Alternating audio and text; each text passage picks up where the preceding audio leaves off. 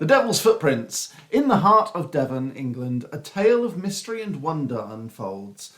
The enigmatic Devil's Footprints of 1855.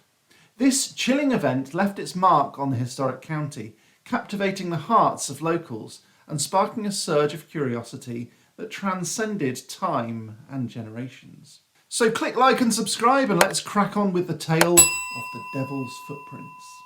The morning of February 9th, 1855 dawned with an astonishing discovery.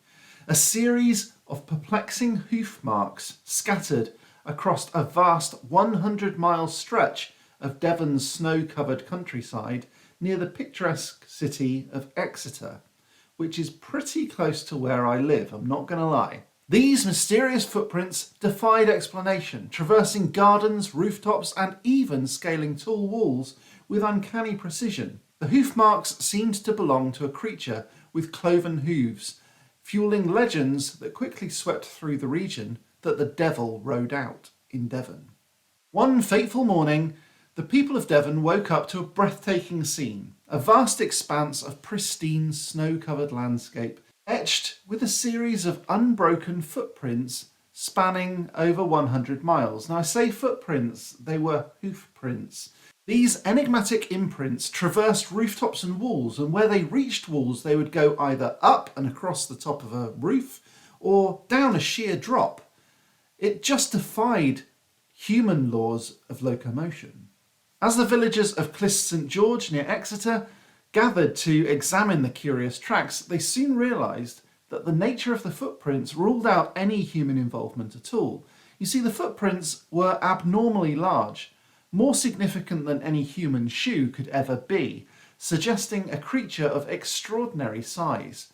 Additionally, the prints appeared to be exceptionally deep in the snow, indicating substantial weight and pressure applied during each step. Furthermore, the distance and trajectory of the footprints ruled out the possibility of a human origin and also ruled out a four-legged beast because it appeared to walk on 2 feet.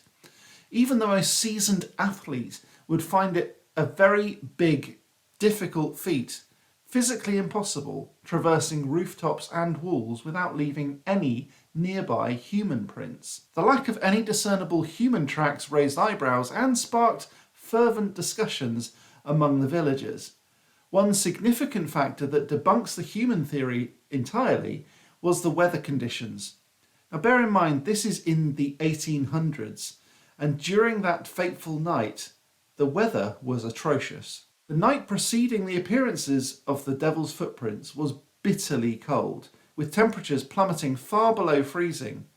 In such extreme conditions, any attempt by a human to walk either barefoot or otherwise, certainly with inadequate footwear, would have resulted in frostbite and probably serious injury, making it highly unlikely for any human to undertake such an audacious journey.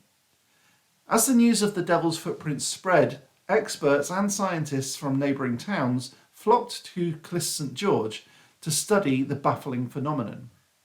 Despite meticulous examination and analysis, the enigma remained unsolved. Some suggested rare atmospheric conditions or an exceptionally large animal, while others attributed it to the workings of a natural phenomena. So, my dear inquisitive viewer, the mystery of the Devil's Footprints of Clyst St George continues to be, even to this day, the subject of fascination and intrigue.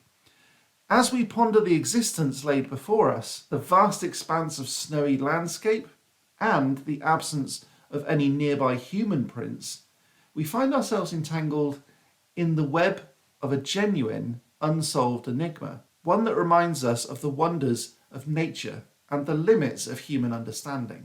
As word of the unexplained phenomena spread, newspapers of the era carried out sensational reports capturing the imagination of Devonian residents and the wider world beyond.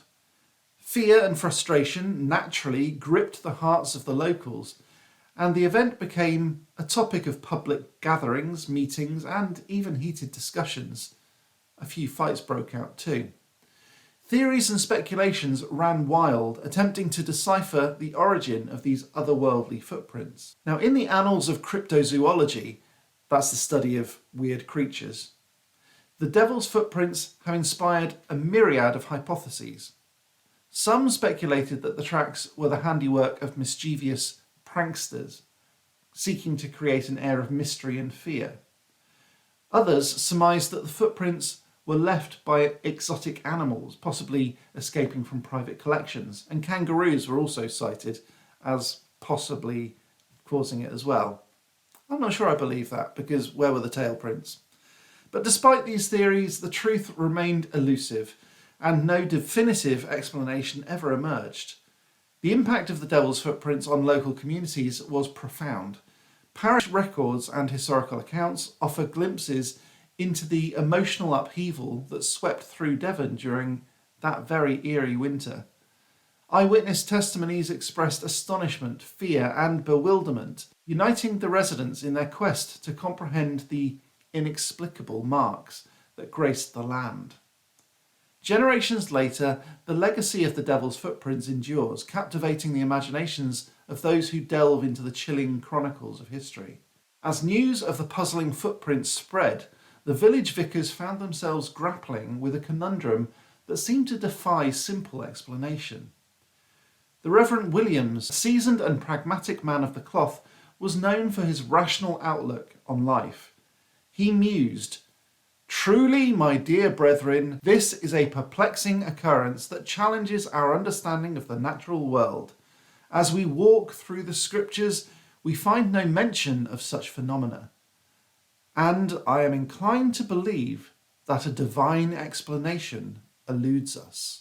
In the efforts to explain the unexplained phenomena, the vicars also sought advice from local meteorologists and naturalists. Professor Thompson, renowned naturalist, was intrigued by the mystery, but cautioned against jumping to supernatural conclusions. He remarked, "Though peculiar, it is essential to consider meteorological phenomena and unusual animal behaviours as potential explanations. Nature has a way of surprising us, and we must examine all avenues before reaching conclusions." Yet, despite their pursuit of scientific reasoning, the vicars found themselves torn between the realm of empirical knowledge and the allure of the unknown. Reverend Johnson, a man of strong faith, pondered, "Perhaps in the grand design of the universe, there are occurrences beyond our mortal comprehension. We find ourselves facing an enigma that humbles our understanding and reaffirms the vastness of God's creation."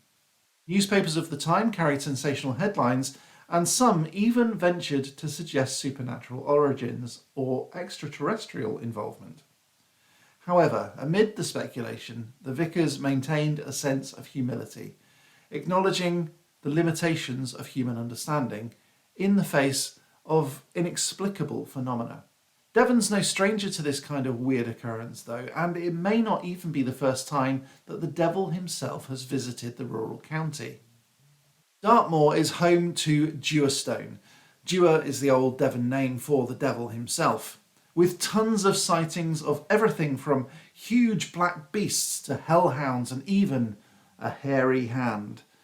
If you'd like to know more about that sort of stuff, let me know down in the comments. Widdicombe in the Moor is a Devon village in England known for a mysterious event that occurred at the local church in the 17th century, so this is 1600s. The event is commonly known as the Widdicombe Fair Incident or Widdicombe Fair Ball of Fire.